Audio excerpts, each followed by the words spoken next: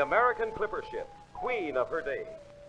In the years between 1840 and 1869, these famous ships broke record after record for efficiency and speed. Perhaps the most famous of all clippers was the Flying Cloud, royal indeed among the leaders of international transportation 100 years ago. Today, there is a new Flying Cloud, an even greater leader, sleek, modern, efficient. The Flying Clipper. The new Flying Cloud and Pan American's many other flying clippers bear proudly the names of their illustrious forerunners. It is well to consider these famous names, too, when thinking about air transportation, remembering that today's clippers, the flying clippers, offer most in comfort, dependability, and speed. Pan American's leadership in global air transportation dates back to the earliest days of commercial aviation, making it the world's most experienced airline.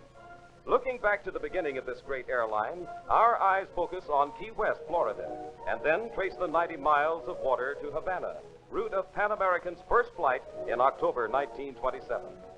From this small beginning, immediate expansion took place to Mexico, Central America, throughout the Caribbean, and then to South America.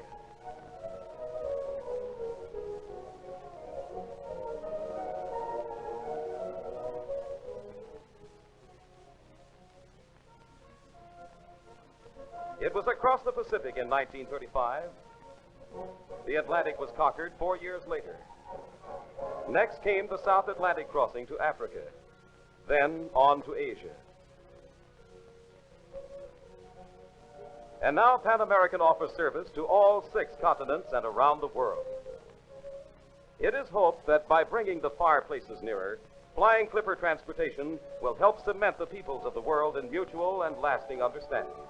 Progress is being made, as indicated by air travel between Europe and America. Today, Pan American's Atlantic Division, headquartered in New York, leads the way in handling this over-ocean traffic. Whatever the starting point in Europe, Asia, and Africa, all routes converge at New York. As a plane approaches the coast, passengers crowd the portholes for a glimpse of the skyline. Almost at once it looms ahead, the Wonder City, city of teeming millions, of parks and boulevards, of buildings towering so high toward the sky that they seem to trap unwary clouds in their passing. This is the city that Vision built.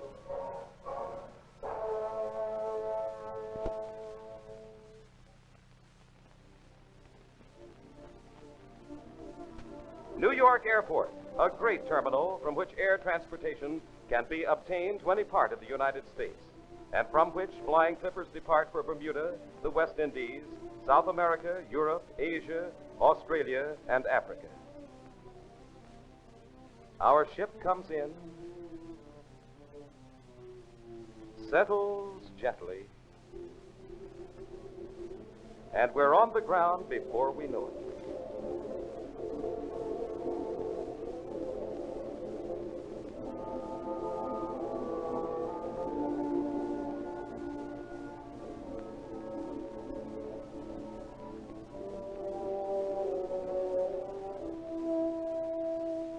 Flags of many lands served by Flying Clipper call attention to the cosmopolitan nature of the passengers. They come from the far places of the earth, on business, in pursuit of pleasure, or perhaps to make a home in the new world. Luggage is unloaded without delay and will be cleared through customs promptly. While this is being done, workmen are also unloading Clipper cargo, air freight that is, which brings world markets to the doorstep of the businessman. This is a very important feature of Pan American service. And in addition to the cargo space provided aboard passenger planes, the system maintains a fleet of special cargo ships for service to all 6 continents. International terminal, from which the visitor begins the trip into the city. Our own journey begins as we emerge from the building and follow our luggage to a waiting taxi.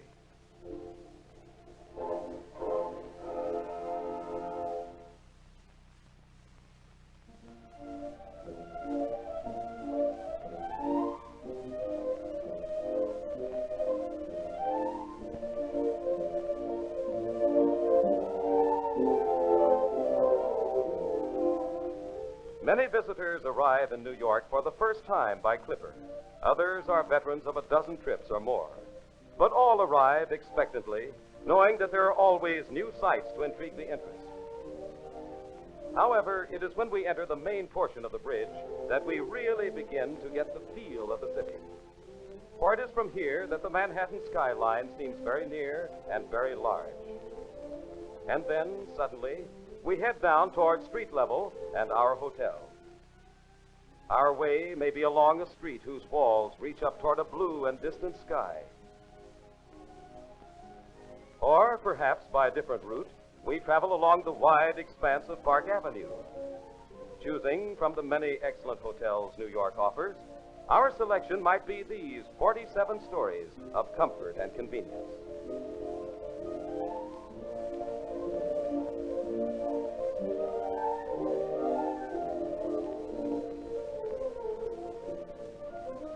We've just time to secure our room before lunch, after which there is much to be seen.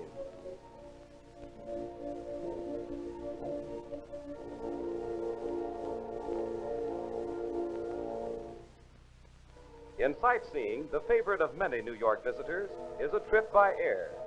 Sightseeing planes operate from a number of nearby airports, and such a trip offers an unforgettable view of the massive gray buildings of Midtown Manhattan.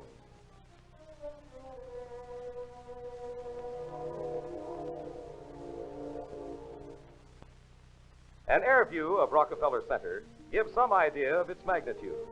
This development, said to be the greatest ever attempted by private enterprise, occupies nearly 12 acres in the very heart of the city. The daily population, including workers and visitors, is over 150,000. From the top of the RCA building, the city spreads out on all sides like a huge map. In all things, the superlative finally emerges. And so we find the Empire State Building tallest in all the world. Its 1,250 feet not only reached new heights in construction, but set an unheard-of record in the speed with which they rose. At top speed, 14 and a half stories were added in the incredible time of just 10 working days. The building is 102 stories, the last 16 of which are the glass and steel observation tower. The Chrysler Building, one of the world's greatest. It is here that Pan American's general headquarters are housed. Skyscrapers abound in New York, almost as numerously as trees in a forest. On every side they rise, towering high above the streets, great monuments to the needs of modern commerce and to the ingenuity of modern builders.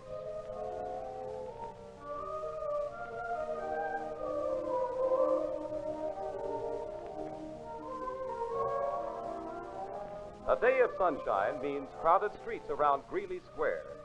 For here at Broadway and 6th Avenue is one of the most important shopping centers in the city. For one thing, the location is in Midtown Manhattan and is easily accessible from all points. Also, some of the largest stores in New York are to be found in this area. Crowds hurry in and out of these great establishments, intent on their business of buying. One of the most interesting shopping crowds, however, may be seen from the upper deck of a Fifth Avenue bus. The avenue has long been known for its stores of distinction. Stores bearing such famous names as Lord & Taylor, Arnold Constable, Saks Fifth Avenue, Best & Company, and Bergdorf Goodman, to mention just a few. Besides the stores, there are any number of smart shops, small, intimate, and very exclusive. In jewelry, of course, there are always Tiffany's and Cartiers. Yes, the Fifth Avenue label is a symbol coveted by style-conscious women everywhere. And the exquisite grooming of the shoppers themselves bears witness that the street's reputation is well earned. It is, indeed, the style center of the nation.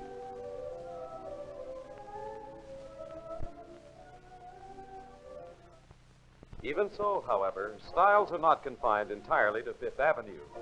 There are styles in transportation, too. And over the years, they experience change, just as do other fashions. Take the elevated. Formerly, New York had more elevated lines than any other city in the world. But today, the Third Avenue L is the sole survivor in Manhattan. The others have given way to modern underground or subway transportation that sends the passenger speeding on his way. Nonetheless, many visitors find the L an interesting highlight in their New York stay. The trains still roll in and out of the stations with speed and certainty, doing a difficult job well.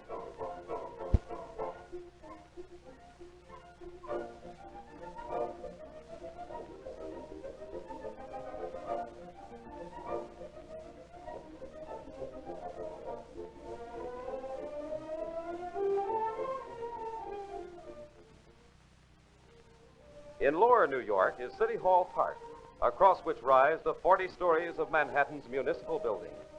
In the vicinity of City Hall are also concentrated the state and federal buildings, which make this area the center of governmental activities in New York. Lower Manhattan, its pillars of commerce jutting up from the deep ravines through which flow much of the business and finance of the world.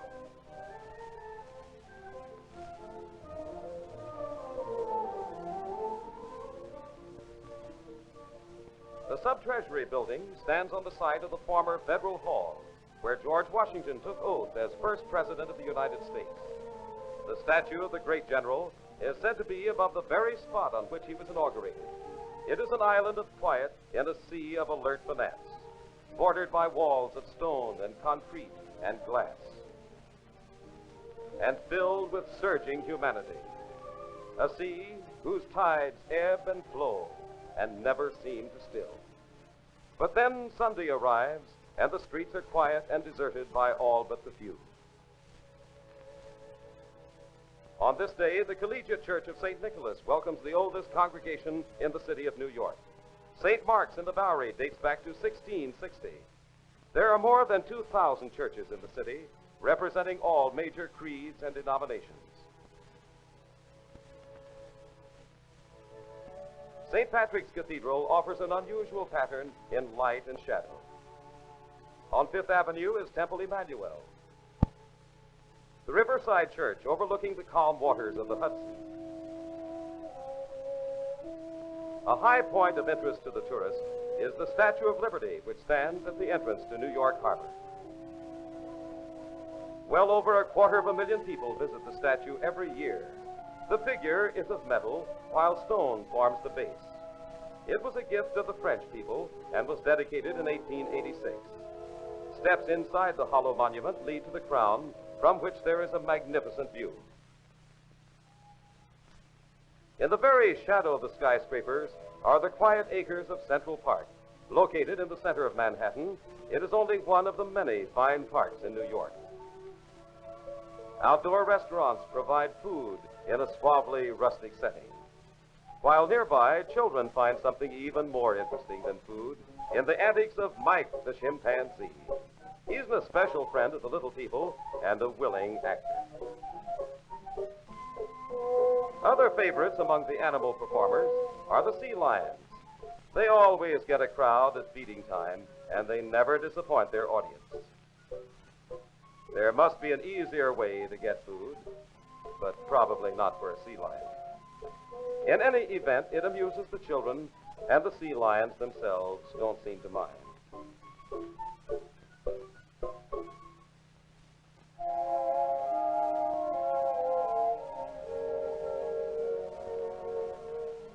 In quieter mood, the visitor may enjoy his leisure in a stroll or merely relaxation. Meanwhile, the children work patiently to strengthen the bond between them and their feathered friends. The more hardy adventurers among the junior set put out to sea on a long, long cruise. Landfall at last, but it's still in the heart of New York.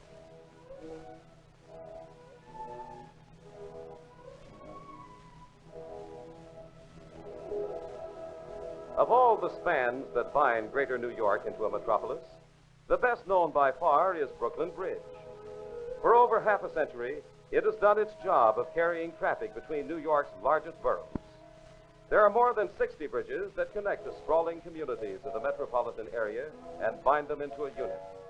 These bridges, plus a number of underwater tunnels and the various ferry services, have made the difference between merely a large city and a world metropolis. Without them, Manhattan would long ago have reached its peak and strangled within its island boundaries. These arteries, then, carry the blood of life to the heart of New York. And on the lighter side, they give the visitor easy access to the many fine recreational facilities of the New York area.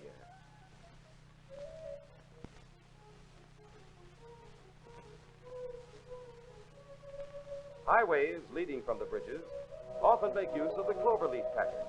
This marvel of the engineer's art is especially effective in separating traffic and routing it to its many destinations. Smooth concrete roads, bordered by carefully tended parkways, make driving a real pleasure.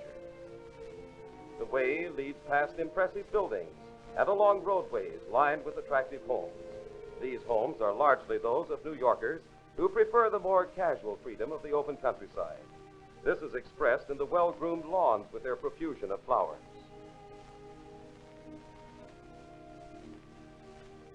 Smart country clubs nestle among the hills and attract the city dweller in search of sport. Their surroundings add much to the pleasure of the game. Among the better-known, Westchester Country Club is rightly celebrated as having one of the fine golf courses of America. In season, its greens and fairways always have their quota of gentlemen and their ladies who staunchly follow the trail of the elusive golf ball. The nautically inclined visitor will welcome the many opportunities for boating when wind and weather are on the side of the sailor. Or, for those who prefer, New York offers any number of indoor sports, including boxing, wrestling, basketball, and some extremely fast ice hockey. But in the heart of the sailing man, nothing can take the place of these small craft as they come about smartly.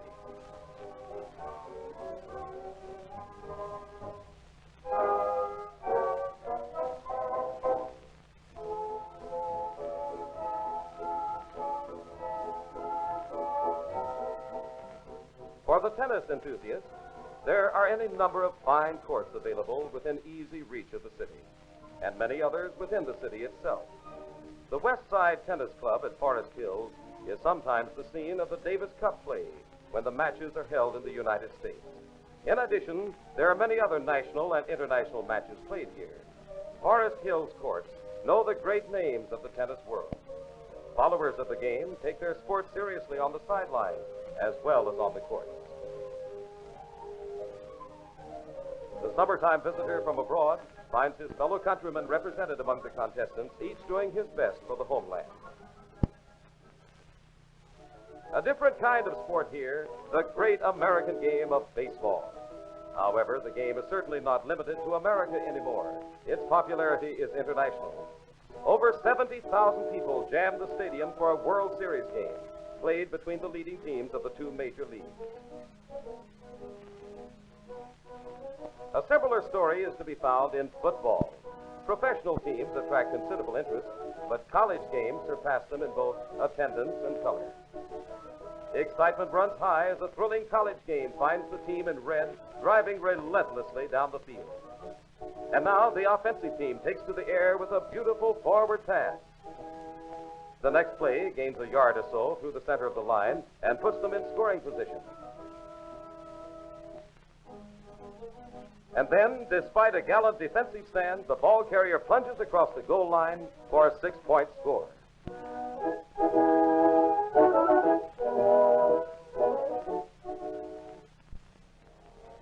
From the air, the wide acres of Belmont Park provide a worthy setting for one of the really fine racetracks of America. No thought has been spared in the park's arrangement or in the beauty of its surroundings. These, in turn, serve to set off perfectly the attractiveness of some of the feminine patrons.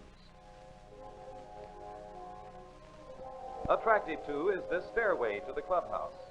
Its design is considered quite unusual. The colorful parade to the post, which has included many of the world's finest horses, was a Belmont first. They're off.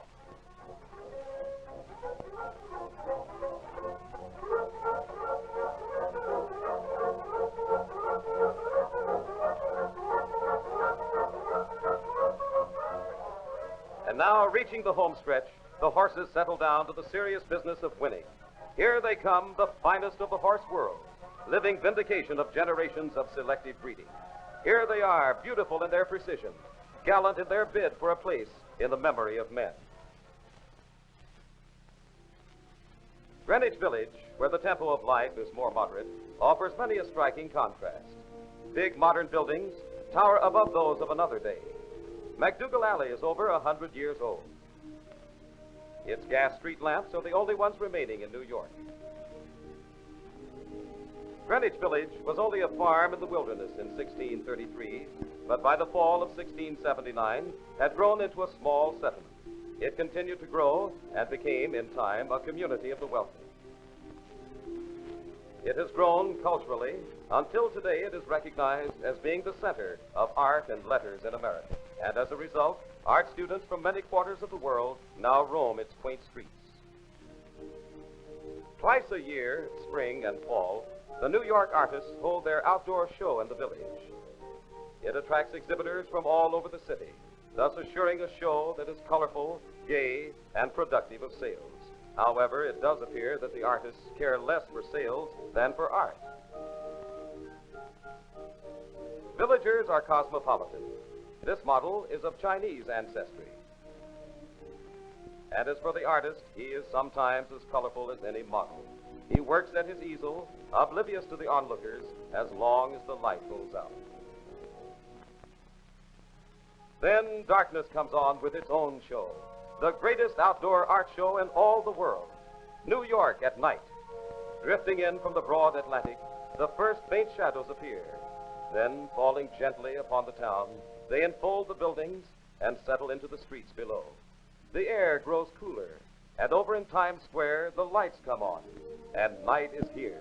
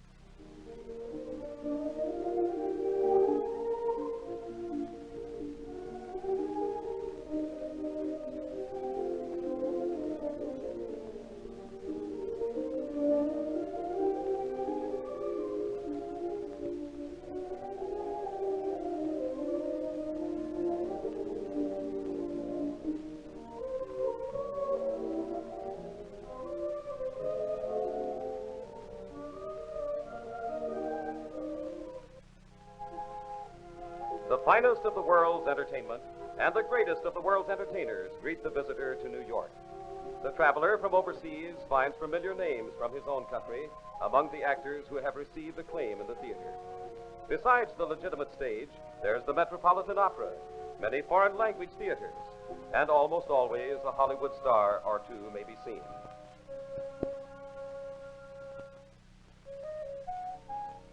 Eating places galore offer American food coupled with famous American names. And there's also the food of nearly any other land one can wish. The city is dotted with colonies of all nationalities, and these have established their own restaurants, specializing in the food for which their countries are famous. These things are New York.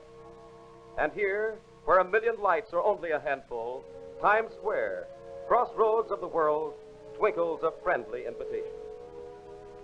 Yes, an invitation and a welcome await those who come on wings to New York. And Pan American invites you to make your trip by Clipper, now in service from all 6 continents. Many new type Constellations fly the Clipper routes, their greater speed allowing more time in Manhattan. From a number of points, it is merely an overnight trip, since a journey of 3,000 miles or more is only a matter of hours. They are pleasant hours, pleasant because Pan American flies above the weather, where the going is always smooth, and even the veteran traveler finds a new sense of well-being. Actually, Clipper passengers look down on the weather from high above the clouds as they fly in round-the-clock comfort. Their comfort is assured by attentive service on the part of highly qualified personnel, and their hours aloft are made more enjoyable by the excellent meals served.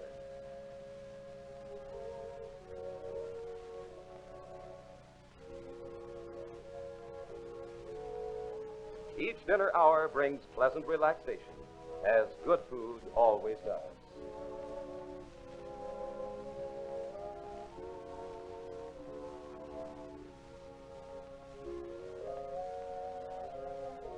An added feature are the sleeper planes, which serve on many flights and whose equipment is the last word in comfort and convenience.